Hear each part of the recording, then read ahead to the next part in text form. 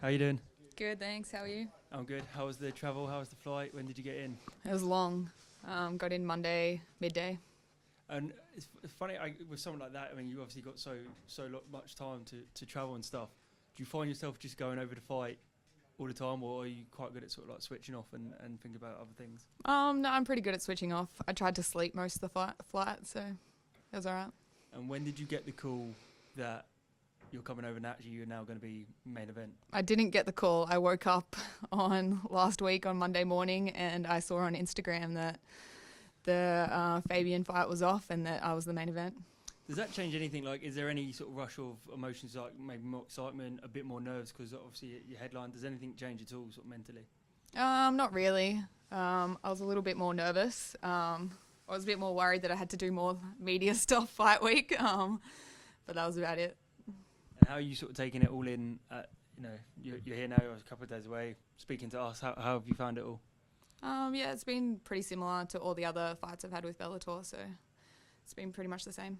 And talk about Leah. Is she a fight that you've watched before? Did you ever sort of vision that you'd probably end up sharing the cage with her one day? Yeah, so I've seen her fight before. Ever since I joined Bellator, she's been on the list of people I wanted to fight.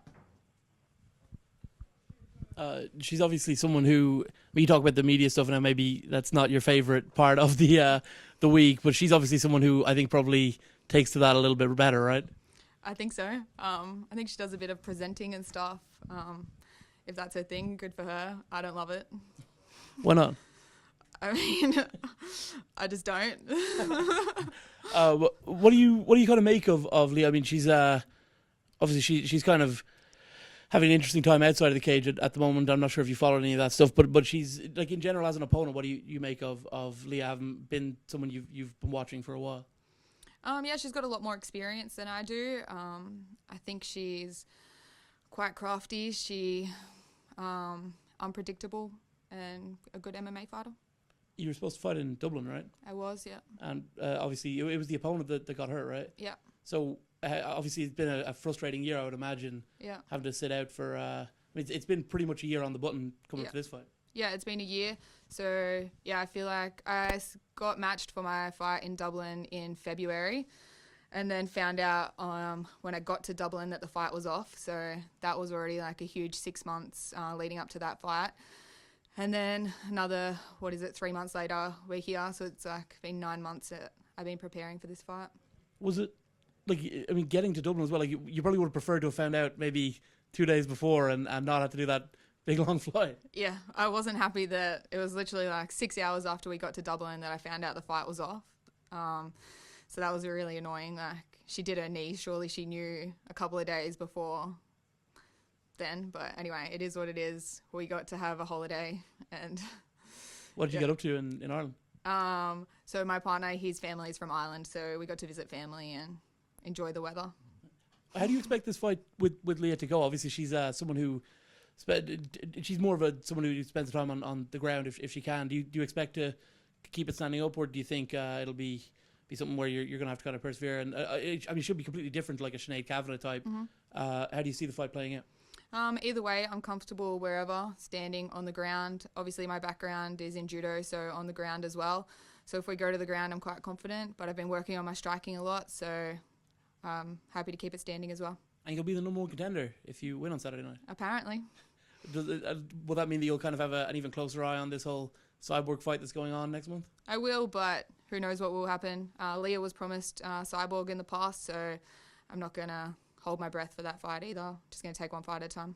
As like someone who has been fighting for as long as you have and stuff in training, like I would think that Cyborg is kind of one of the names you would almost kind of dream of fighting though, right? Yeah, of course. When I first started MMA, obviously she's the best 145er ever. So that's always like, okay, we're starting MMA. One day we're going to beat Cyborg. So yeah, it's always been the goal. Thank you. No worries.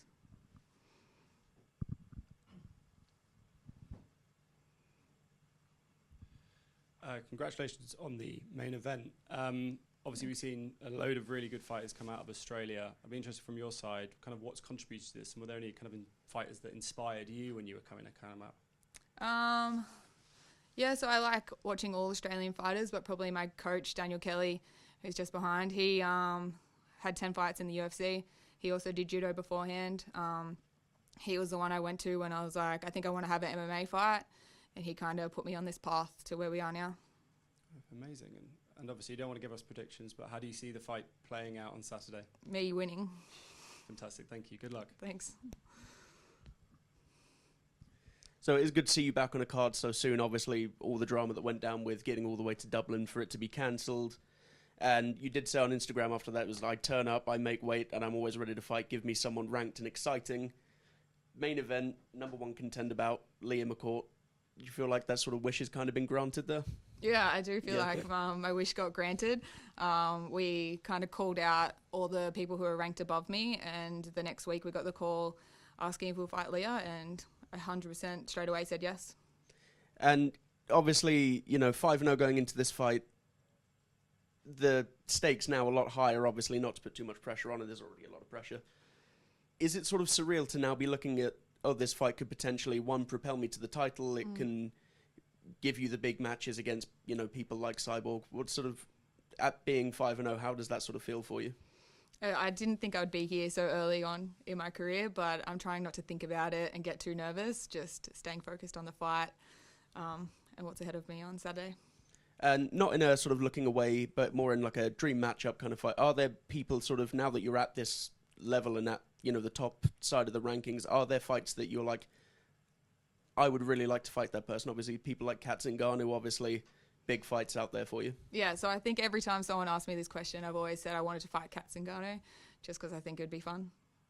Well, hopefully we'll see that down the line. Best of luck on Saturday. Thank you. That it? All right, jumping over to Zoom. Let's kick it off to Mike Pendleton. Darryl, how do you feel that your experience in facing these veterans that you faced in your most recent fights will help you, against Leah?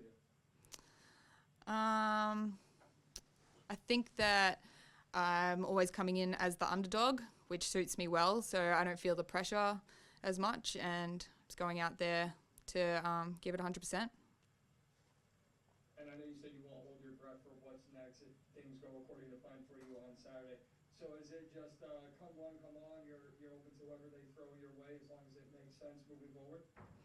Yeah, so, I'm not going to say yes to anyone, but I want to keep fighting ranked opponents if Cyborg's not next, and keep the path going upwards, not down. Awesome. Thank you so much. No worries.